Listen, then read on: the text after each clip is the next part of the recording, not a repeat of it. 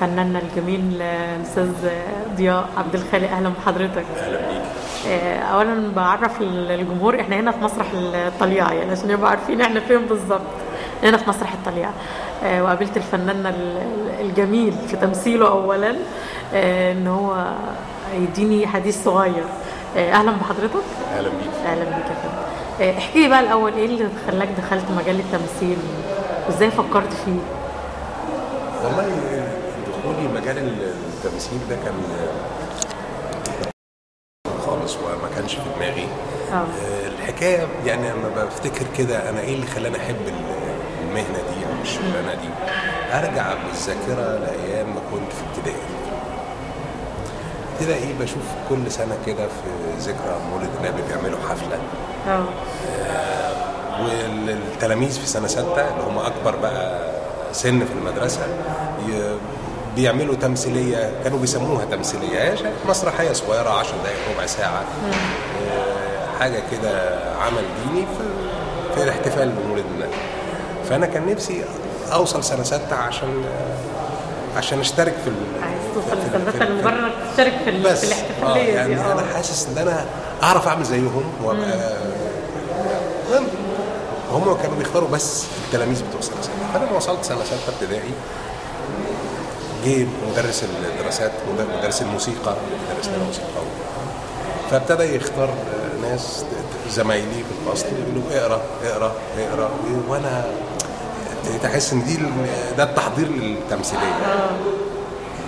بقيت ارفع انا يا استاذ انا مش معبرني فين، لما زهق بقى قال لي خد اقرا الجمله دي.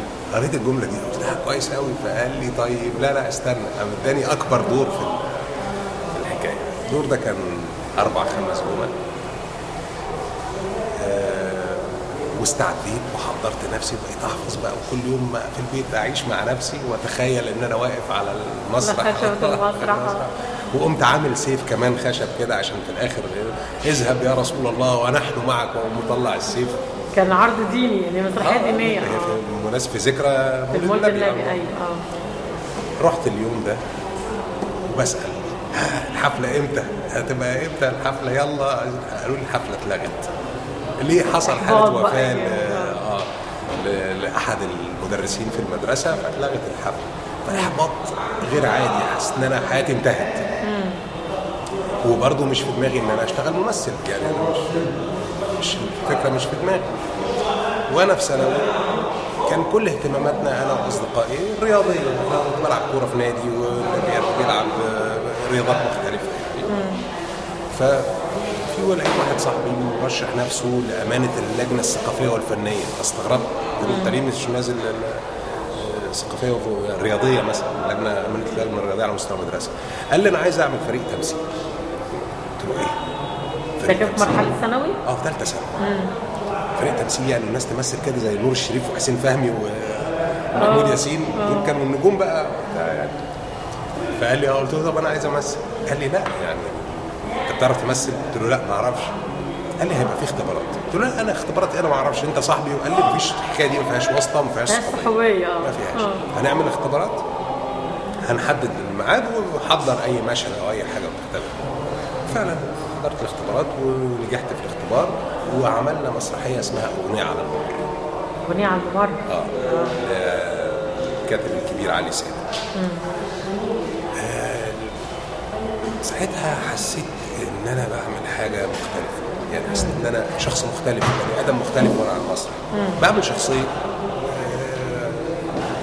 عسكري في الجيش في حرب 67، مجموعه من العساكر خلف خطوط العدو، مفيش اي خطوط امداد، مفيش وسائل اتصال. اتعملت فيلم كمان؟ اتعملت فيلم واتعملت مسرح كتير. كان في الفيلم عمل الدور اللي انا عملته في المسرحيه دي الفنان الكبير محمود مرسي. ده دور اساسي. يعني وقيل محمد. انا بقول لك دور اساسي، دور محمود مرسي دور اساسي يعني. بعد ما خلصت ثانوي كنت عايز اخش جامعه، مش مهم كليتي، عايز اخش جامعه عشان الجامعات فيها فرق تمثيل. ومش في دماغي خالص ان انا تبقى دي شغلتي، ان انا اشتغل ممثل. لا، دي حاجه لقيت نفسي بحبها وعايز اعملها خالص كهوايه كنشاط دخلت كليه تربيه جامعه حلوان. كان اول سنه ينشأ كليه اسمها كليه تربيه في جامعه حلوان. كان فيها كليه تربيه فنيه، كان فيها تربيه موسيقيه، تربيه رياضيه، انما تربيه زي كليه تربيه في جامعه عين شمس مثلا هي بتطلع مدرسين. دي كنا اول دفعه، وعملت فريق تمثيل. وافتكر وانا في ثالثه جامعه كان في اشرف زكي هشام جمعه. دول اول ناس قالوا لي انت لازم تخش معهد فنون مسرح، لازم تدرس. وفعلا دخلت معهد بعد ما خلصت الجامعه، خدت الليسانس اداب وتربيه قسم اللغه الانجليزيه، وبعدين دخلت معهد فنون مسرحيه وبدأ مشوارك الفني من هنا. ابتدى مشوار الفني كمان من وانا في الجامعه. ابتديت بقى اشتغل مسرح، ثقافه جماهيريه، قصور ثقافه، يعني كل حاجه في المسرح. تتذكر اول عمل فني تلفزيوني لحضرتك؟ اول عمل فني تلفزيوني لا ما افتكرش طب اول عمل فني سينمائي؟ اول عمل فني سينمائي كان فيلم انا مش فاكر اسمه ايه بصراحه. كنت عامل فيه مشهد، كان الفيلم ده كان اخراج مدحت السباعي. كان مع مين من الممثلين؟ سمير صبري وإيمان. وفاكر المشهد اللي عملته كنت انا مع مفيد عاشور. مع بعض في المشهد. انا دكتور في مستشفى كده، ده كان اول مره اقف قدام كاميرا السينما. والمسرح يعني كدور اساسي على المسرح كان لما اتخرجت بقى وكده؟ لا كتير، لا اشتغلت مسرح كتير برضو يعني. بس انا فاكر اول حاجه عملتها مسرح كانت قصر ثقافه منف. قاعة منف أصلا؟ قاعة منف اللي ورا مسرح البالون. كان حاجة اسمها مسرحيتين كده كان عاملهم هناء عبد الفتاح الله يرحمه. الله يرحمه. الفيل يا ملك الزمان ومذبحة القلعة. مذبحة القلعة دي قصيدة لأحمد عبد الوهاب حجازي. الفيل يا ملك الزمان مسرحية سعد الله ونوس، وكنا عاملينهم في أمسية واحدة. وكان ده تقريبا أول حاجة او من اوائل الحاجات يعني. كان في كمان اشتغلت من اوائل الحاجات اللي اشتغلتها كمحترف يعني، وباخد بتقاضى اجر عليها. كان مسرحيه اخراج الاستاذ عبد الرحمن الشافعي برضه في السامر، مسرح السامر. راجل جميل وليه بصمته وليه بصمه. ما انساش دوره معايا. هو يعني ساعدني في ان احط رجلي في اول خطوه من خطوات حياتي المهنيه يعني. اخرج لنا واحنا في الجامعه، واشتغلت معاه كمحترف. كانت اول مره بقى اشتغل شغل واتقاضى اجر. كان مع الاستاذ عبد الرحمن الشافعي في مسرحيه مولد يا سيد. كان مسرحيه كانت في على السامر. كان على السامر. الكلام ده كانت سنه حاجه و80 85 وتوالت بقى الحكايه. انت شايف راضي عن الوضع الحالي للمسرح والسينما؟ يعني خلينا في مجال المسرح اولا. راضي على الوضع الحالي للمسرح؟ لا، في محاولات فرديه قليله قوي لتحسين احوال المسرح وشكله. انما المسرح بس مش هو مش مسرح القطاع العام ومسرح التجريبي ومسرح الشباب بس. في مسرح بشكل تجاري. احنا خسرنا جمهور المسرح اللي كان بيجي لنا مخصوص السياحه المسرحيه.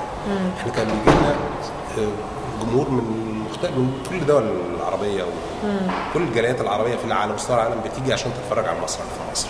احنا دلوقتي بنخسر ان مصر شكل المسرح زي ما هو ما اتغيرش من ساعه ما ابتدى في بدايات القرن اللي فات يعني.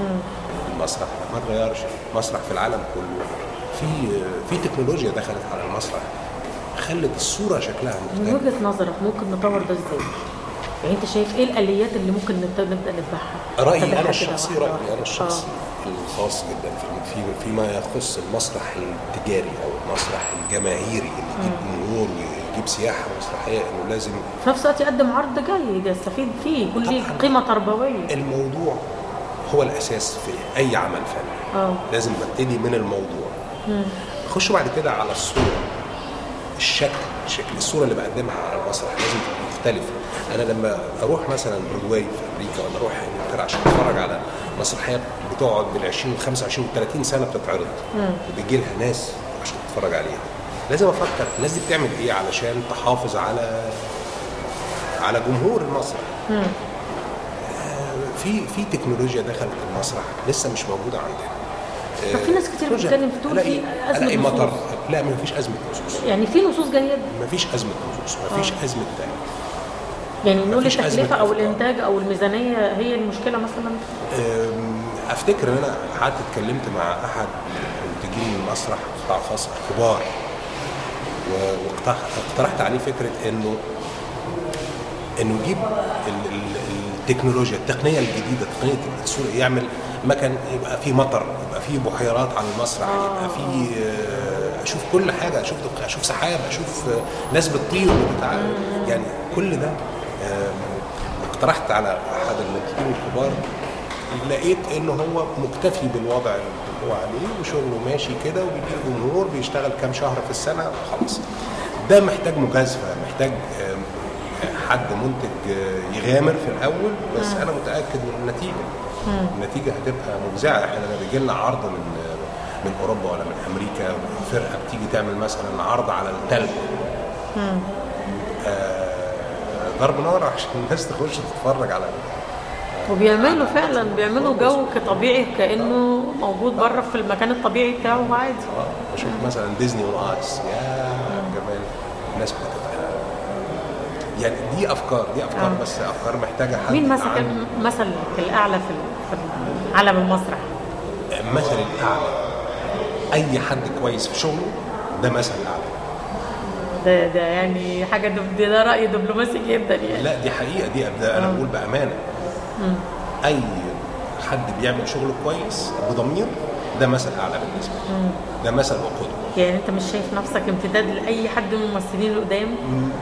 ما اعتقدش. بيقال عادل ادهم، ما فيش حاجه اسمها حد امتداد لحد. ما فيش اتنين شبه بعض. زي بالظبط البصمات، بصمه العين، بصمه كل واحد ليه بصمته، كل واحد ليه بصمته. ما فيش اتنين شبه بعض. حتى لو بعمل ادوار مشابهه للي كان بيعملها العظيم الله يرحمه عادل ادهم او محمود المليجي او انما برضه بطبع مختلف وبصمه مختلفه. مفيش حاجه اسمها حد امتداد لحد. اخر اعمالك الفنيه بقى؟ اخر اعمالي الفنيه حاليا بصور، كمل استأنف تصوير مسلسل البيت، اخراج عماد فؤاد مع مجموعه من اصدقائي. تأليف مين؟ مش متذكر التأليف. مش مشكلة. مش مشكلة. البطولة؟ محمد شوقيري، طارق لطفي، إيهاب فهمي، فنان محمد شوقيري من الناس برضو اللي لهم خط وهدف وسلوك مميز في التمثيل بتاعه. كلهم أصدقاء، كلهم فنانين كويسين. قلنا محمد شوقيري، طارق لطفي،